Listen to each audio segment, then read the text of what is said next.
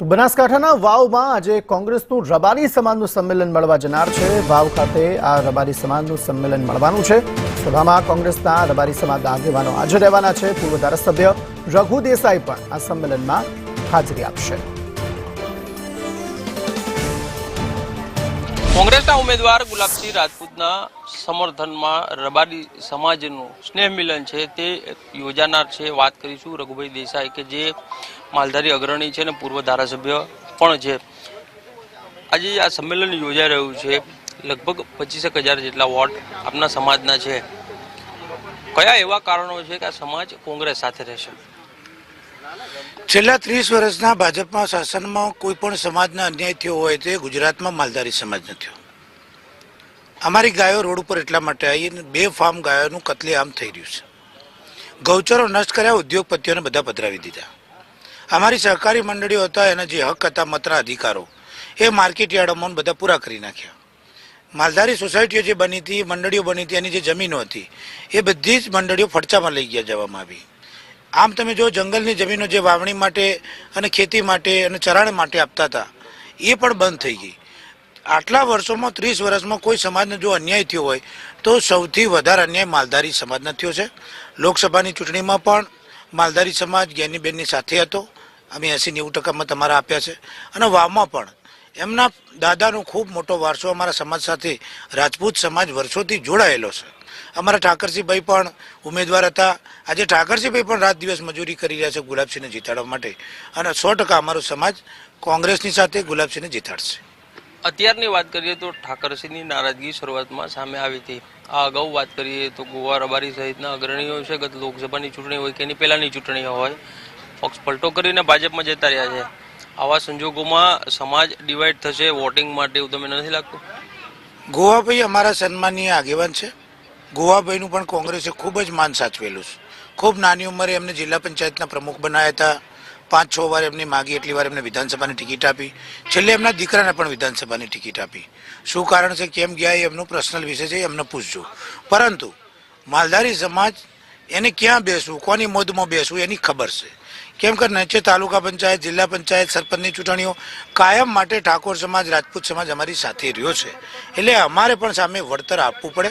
અમારા ઠાકરસિંહભાઈ ઉમેદવાર હતા અને ઠાકરસિંહભાઈ અમારો મજબૂત આગેવાન છે, નેતા છે। આજે ભવિષ્યમાં ઠાકરસિંહને સારી જગ્યાએ કોંગ્રેસ સેટ કરશે। આજે નેતા આવતી વખત ટિકિટ આપશે, પણ ઠાકરસિંહ અમારો લીડર છે, અમારો આગેવાન છે। કોંગ્રેસ પાર્ટીએ એની જે કુરબાની આપી સામેથી એને ગુલાબસિંહનું નામ સજેસ્ટ કરીને આપ્યું છે। અને ઠાકરસિંહનું કોંગ્રેસ પાર્ટી પ્રદેશ સમિતિ ઇન્ચાર્જ તરીકે મને અહીંયા આ સીટની જવાબદારી પણ આપી છે। ત્યારે 100% ઠાકરસિંહ અને આખો રબારી સમાજ 100% કોંગ્રેસને મદદ કરવાનો છે।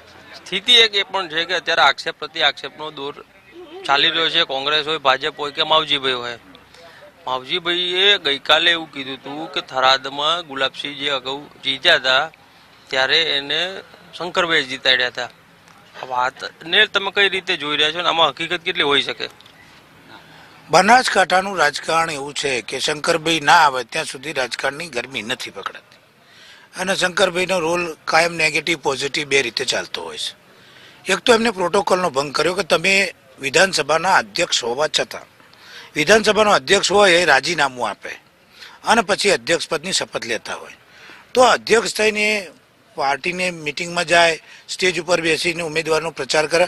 આટલા વર્ષોમાં દેશ આઝાદ થયા પછી આખા દેશમાં આટલા બધા રાજ્યોમાં પહેલી વાર આવો બનાવ જોવા મળ્યો, જે હાસ્યાસ્પદ લાગે છે। મને એવું લાગે છે કે ભાજપ હારી રહ્યું છે એટલે એમને બધી મર્યાદાઓ તોડીને પ્રોટોકોલ ભંગ કરીને એમને પોતાના પ્રચારમાં આવવું પડ્યું છે। રાત દિવસ મજૂરી, એમનો ઓસ્ટ્રેલિયાનો કંઈક પ્રવાસ હતો એ પણ એમને રદ કર્યો અને રાત દિવસ મજૂરી કરી રહ્યા છે। અમારી ફાઇટ હવે ભાજપ સાથે નહીં, અમારી ફાઇટ મને ખુલ્લી માવજીભાઈની સાથે હોય એવું લાગે છે। કોંગ્રેસ અને માવજીભાઈ ચૂંટણી લડે છે, ભાજપ પિક્ચરમાં મને લાગતું નથી। એમને પણ માવજીભાઈ એવું કહે છે કે ગઈ વખતે જે ચૂંટણી યોજાઈ હતી થરાદમાંથી જે ગુલાબસિંહ જીત્યા હતા અને એને શંકરભાઈએ જીતાડ્યા હતા, કારણ કે ચૌધરી સમાજના વોટ છે તે તમામ કોંગ્રેસ તરફે રહે એના માટે થઈને પ્રયત્ન શંકરભાઈએ કર્યો હતો।